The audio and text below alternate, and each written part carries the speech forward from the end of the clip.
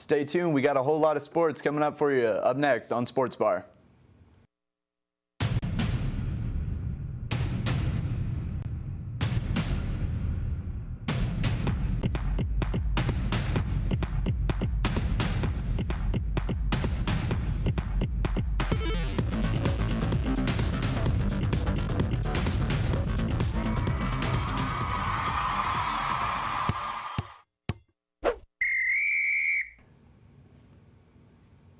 All right, so we're back down to 2 guests. Ashton could not make it today because of school-related issues, so we're just going to move on with who's left over, I guess. Sounds like a pretty lame excuse to me, honestly. School-related issues? School-related, no. like school comes first. She has a job, like, come on now.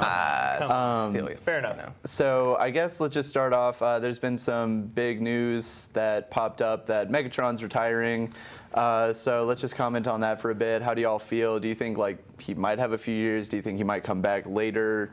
I mean, he's only 30 years old, if I'm not mistaken. So, I mean, you know, in wide receiver years, I mean, yeah, you don't play generally as long as, say, a Tom Brady kind of quarterback, but, you know, 30 is still very young. I mean, I was saddened to see him retire. Now, I mean, I think I would honestly rather see him retire than him not play for the Lions. Not that I'm a Lions fan, but it's just that he's one of those players that had such a storied career in one city that in that respect, I'm glad he's, I guess, ending it with the Lions. But I wouldn't be surprised at all if he took this coming year off and then decided, you know, I think I want to go get some of that you know, Andre Johnson kind of money, where I'm no longer effective, but I'm going to get, you know, that premium payout. So I mean, he'll still be effective, though. Well, I mean, yeah, but compared to Andre Johnson. Exactly. Yeah. Well, and Andre Johnson's a few years older, but I think the comparisons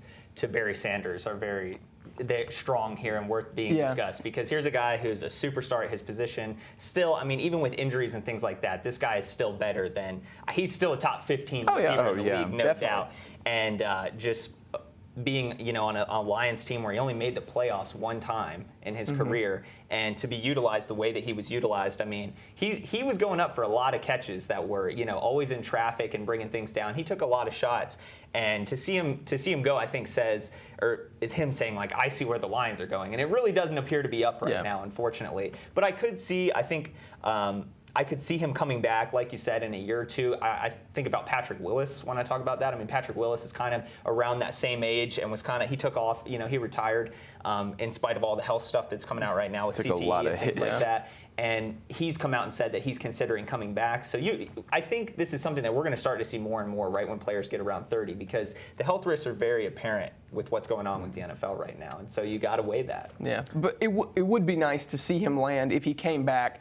I don't think he would come back for anyone that wasn't a contender. I mean, do you? Because I feel like he's coming back. If he does, it's for the ring. It's for that championship run, not, you know, getting paid $15 million to play on the Jaguars. So where would you see him coming back to?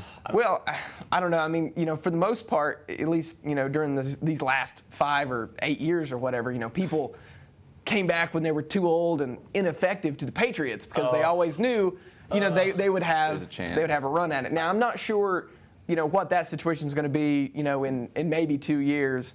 The Panthers are probably going to be pretty good in 2 years. I mean, I don't see a lot of that team, you know, huge pieces really being detracted, hopefully. So maybe that's an option for him if he wants to make a Super Bowl run. But you know, obviously that's all up in the air because he just has retired. So it's the choice between good and evil. Please, Calvin Johnson, do not go to New England. I'd stop watching football. I could not take that. I saw Brady get Randy Moss, who was starting, you know, the downslope of his career, and then he put up the most touchdowns in a single season. I really don't want to see Calvin Johnson do that, because I really like Calvin Johnson, and once you go to the Patriots, I'm sorry, it's over. Off the list for it's me. over. Like Brandon LaFell. Sort of forgot about that guy. But the Panthers would be a really interesting thing, because to pair him with Kelvin Benjamin, who he's, I mean, almost the exact same size, and to have someone to learn under like that, I mean, shoot, I'd bring Calvin Johnson on as a positional coach right now if you could get him somewhere and teach a guy like Kelvin Benjamin how to use his body effectively, because I don't think we've seen a receiver as large as Calvin Johnson utilize his body as effectively or I don't think we've seen a receiver like him do that. Yeah. And that would be a great mentor type thing for Kelvin Benjamin. I would say that if that were a possibility, probably someone on that Panthers receiving core probably has to go elsewhere. I don't think there's enough money to go around to pay him, Benjamin, keep Olsen around, and then whatever we may or may not have to pay Funchess, depending on if he turns into the kind of player that we want him to. Funchess and Cotchery. Yeah, The benefit, though, is that you but- have Benjamin on a rookie deal. He'll Yeah. still be on his rookie deal, at least for a couple years. I mean, the thing about Calvin Johnson is it's going to be a small window anyway. You're talking about I guess maybe like 31, 32, that type of thing. So it'd be like a 1 to 2 year deal. Yeah, and you could get those guys. I mean, and I didn't even think about Devin Funchess. Same type of thing, a big-bodied receiver. He would be a great mentor for that group. But it also comes down to, do you want to have, when you line up 3 wide, do you want 3 6'5" guys out there? Because you're obviously sacrificing in speed. So it would be interesting, but right now it's the retirement talk, and he had a great career. And so for right now, it's goodbye to Calvin Johnson. But you never know. The door's still always open. Brett Favre, you know what I mean? Brett Always Favre. coming back. And we mentioned CT a moment ago, and I just thought I'd make a comment. It seems like every person that they have, done the autopsy and went through the test, once they were deceased, who played in the NFL, does come back with, okay, this person most likely had CTE, and do you guys feel like if that continues to be the case, is it going to be as shocking? Well, maybe not shocking, but is the public going to react in the same strong manner if every single person who comes back, with those tests after they have died has CTE? Because I almost feel like, even though obviously you could say that, well, certainly this is as big of a problem as it's ever been because all these people have CTE, but sometimes as a public, if we're exposed to that same thing over and over and over again, it really becomes a norm. Desensitized. Yeah, exactly. And so, I mean, what are y'all's thoughts? I think Because I feel at like this that point, can happen. they've been making a lot of rules to change everything and make it safer, this, that, the other. But I feel like what the public wants is not later on, they'll make a ruckus if someone does end up getting injured or things like that. But I mean, while they're watching football, they want big hits, they want this. So I feel like, I don't know, it's sort of a give and take because. I think the bigger thing is that you say, what does the public want? And we have this thing where, we want players to be healthy. We want to say that we're good and we care about these players. And yet, if by supporting, the NFL's numbers go up every year or every week. There's more people who watch football than the week before. The Super Bowl is going to be the most watched show of the year, most likely. It seems to always be up there. And so it's kind of that thing, we want our cake and we want it. You know what I mean? Yeah. And I don't know. As far as fans go, I think it's really easy to become desensitized to this because, I mean, even speaking from a fan's perspective, I don't want to lose the NFL. I don't like the way that all the rules are even shifting to reduce contact. But something's got to be done. But I just don't want to see the NFL get to the point where it's flag. You know what I mean? If it starts to breach towards that, 7 I on think we're 7 better at that off. point. But I mean, the stories are coming out more and more. I mean, Antoine Randall, as recently as 2 weeks ago, came out and said if he could do it all over again, he'd have never played football at all, even at the college level. And that's sad when you hear about that, when these guys are in their late 30s and can barely walk and are having memory issues. And then it's no wonder you have your stars like Patrick Willis and Calvin Johnson going, hey, I'm only 30 years old right now. If I hang it up now, can I avoid that at least for a few more years? I don't know. If stars start dropping off, there will be things will get done. If they come out and say that it's for this reason, things will start to get done. But the NFL's got to be the one to take that initiative, and I don't know. Well, you can go. I was just going to say, I agree. The NFL definitely has to be the one to make something happen. But I feel like from a viewership point of view, I think it would take, so as bad as this would be, I would think it would take someone dying on the field in the Super Bowl before there was a real outcry of something that we've never seen before that would really threaten the health of the game. Absolutely. Just on at every level. I mean, think about the Concussion movie that just came out. Everyone was like, "Oh, is the Concussion movie going to sink the NFL?" And Concussion movie comes out, and then the next week, it's the highest watched football game in recent history. You know what I mean? So, as a society, you look at that, and it's like, can anything really take down the NFL right now? It's got to be massive movement of people, but I just don't see it happening. It's too popular. Honestly, I feel like just not a biased opinion. I used to play rugby and stuff. I used to play football. When I played football, I got 10 times more injuries than rugby. People use their helmets, their pads, everything as a weapon rather than protection, like what they're used for. Honestly, maybe if, like, just a suggestion, maybe if you went like a padless route, taught people how to actually tackle and not, spear, aim for the head, anything like that. Torpedo. Yeah, it would be a safer sport because, I mean, sure, you get hurt, maybe like some broken bones or something, but you're not going to have like the concussions, the mental damage, all that. So, I mean, there are options. It's just like you're so used to, how football is. And I think players would prefer, if I can't put myself in a player's shoes. I'm not an NFL player, but I would say that I would think that most players would take a knee injury or something like that over a brain injury. You know what I mean? Now, knowing what we know now, concussions used to be, you got your bell rung, just right back in the game. Yeah. But now knowing that, Junior Seau, you know what I mean? To know that played a pivotal role in that man's suicide is a horrible thing, and players see that now, and it's got to do something. But Junior Seau is not enough, Frank Gifford's not enough. It's those types of things, those types of brain injuries. I mean, you can tear your ACL, working on the car in the garage. You're probably not going to get CTE. Yeah. In that same scenario. But I mean, like we already mentioned, the NFL owns a day of the week that the church used to own. I mean, in that way, I mean that's maybe that's a strong statement. Well, they have the mornings. Yeah, like the afternoon. but in serious ways, I mean that's kind of the way it is. So it would take something drastic. Yeah, absolutely. So let's move on a little bit to Cam Newton, the Panthers, going up against Peyton Manning and the Broncos.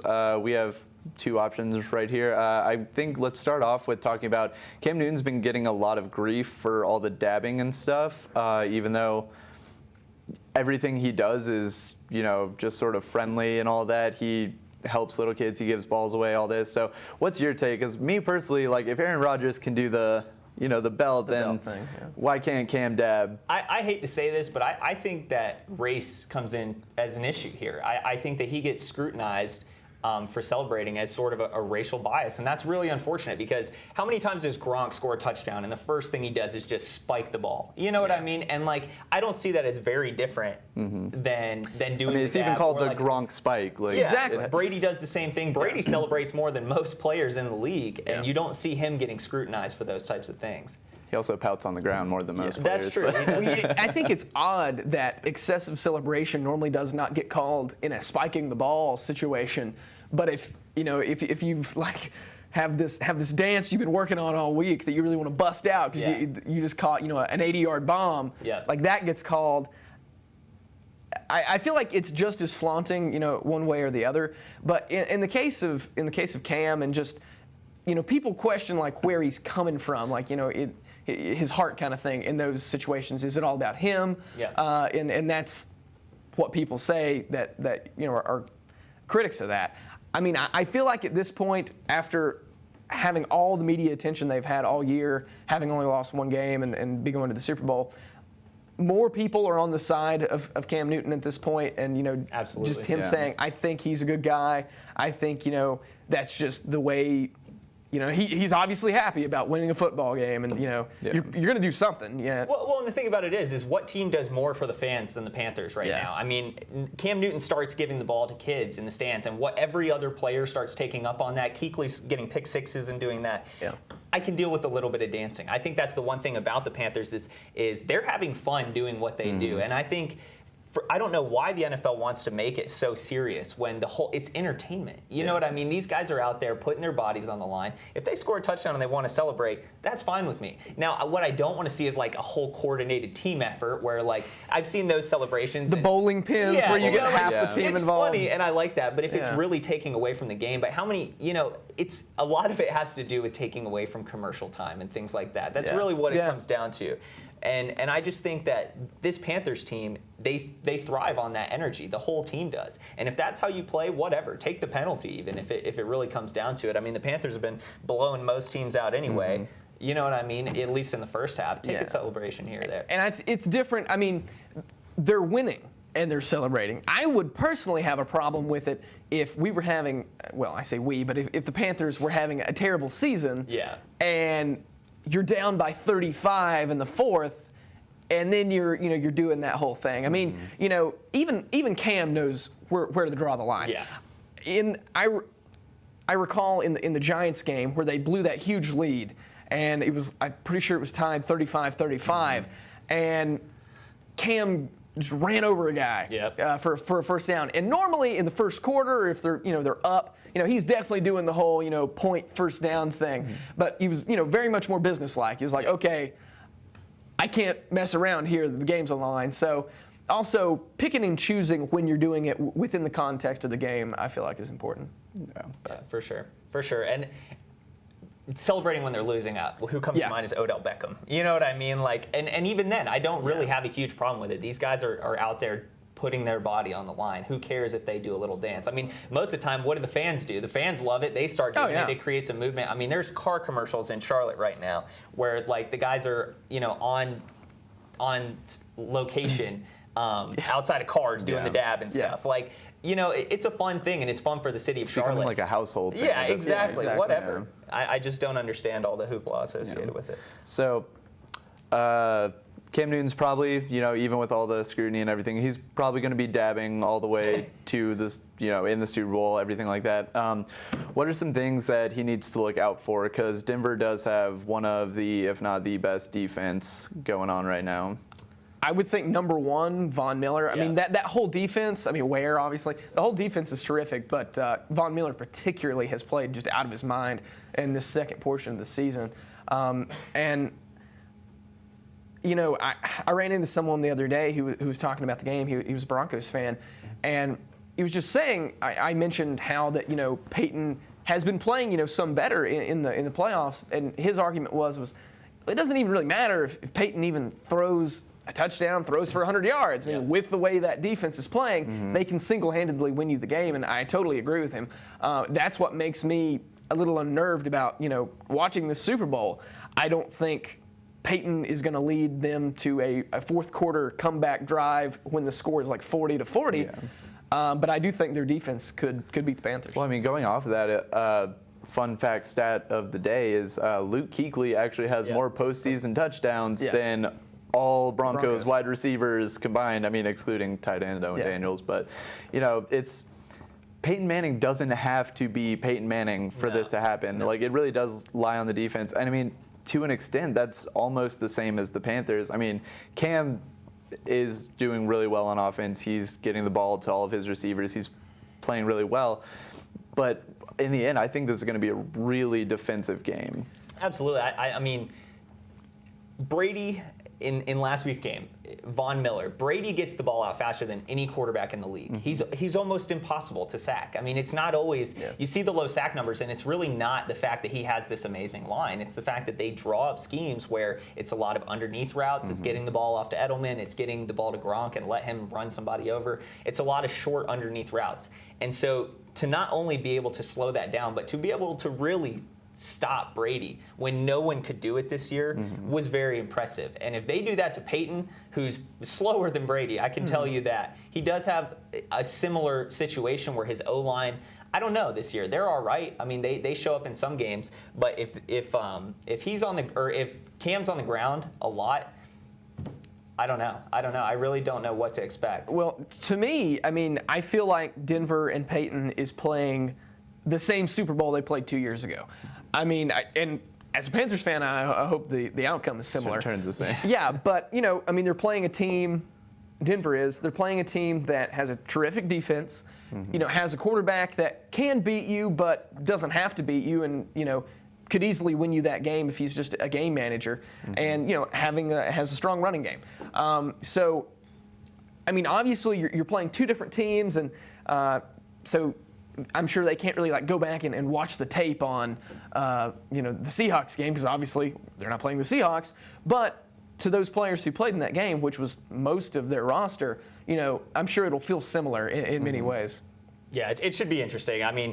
Cam Newton can be the X factor because I think that the Panthers' offense can be way more high-powered than Denver's offense this year. Oh, yeah. They have so everywhere. It would take Demaryius Thomas playing out of his mind, I think, for the Broncos to really make something happen. So it's really going to be, if it's a defensive struggle, can Cam make the plays? And I think he's the type of quarterback, he's built to make the play. A clutch first down, he's not stuck like Manning where he's got to pass it. Yeah. And now Manning did have a nice carry last week, but you're not going to see that. Was it very 12 often. yards, I think? Yeah, and if Kuechly's spying you, he's not getting 5 yards. No. You know what I mean? And so Cam Newton's got to be that guy who makes a play here or there. He doesn't have to have 400 yards and 5 touchdowns. He's got to have clutch third down conversions, I think.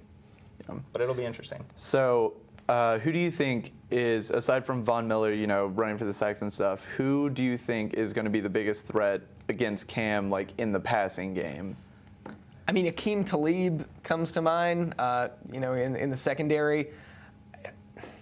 But I don't know. I mean, Cam, honestly, he has played so well right now that it is hard to think of a scenario where he would just, be completely shut down or completely ineffective.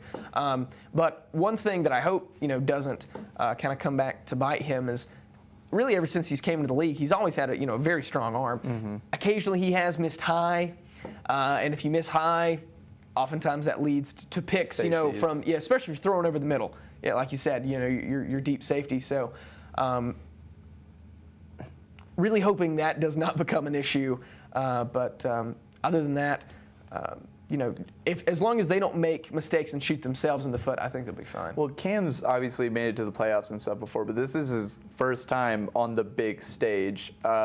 He talks about he's been preparing for this his whole life, this, that, the other, but do you think it will have any mental effect? Do you think he might be overanalyzing his passes, everything, or do you think he'll stay calm? I think he's a natural winner. That's the thing about Cam Newton is even before he transferred to Auburn in college, he wanted Division II. Blinn. Yeah, or Division III or whatever, Yeah. and then transfers into Auburn, wins a national championship. I think this is the logical progression for him. He seems to step up and play better in the big moments. I mean, the national championship that he played in was just, that whole run to the national championship was incredible. With a bad coach and a bad team. Yeah, whenever he needed to make something happen, it just seemed to happen. And I think, like I said, he can be that X factor. I mean, if it shows that you can beat Denver running the read option, run the read option. If it's underneath routes, I think he can kind of make anything happen. Yeah. And I mean, he's facing a tough secondary, perhaps the toughest secondary he's played all year, but the whole scheme isn't designed around chucking it up and passing all the time. No. It's just moving the ball, getting 5 yards, getting, third down conversions. And one more point about Peyton Manning and that offense. If they are effective, I think it will take some of those kind of plays like I saw in the AFC Championship game. One pass comes to mind. He hit Emmanuel Sanders down the sideline for 35 yards, but it was a bad ball. Yeah. I mean, Sanders had to, if not for the DB not looking back for the ball, that gets picked. So I think it would take those extra effort kind of plays from their receivers for them to be able to move the ball effectively and have a chance. Okay, so real fast, we do have a little under 5 minutes left. Let's shift over to the NBA real fast. There are some trade rumors coming up. We won't really touch on the upcoming All-Star game and stuff because just like the Pro Bowl and the NHL, it's sort of iffy. Yeah. But trade rumors, Blake Griffin rumored to go places. Kevin Durant maybe.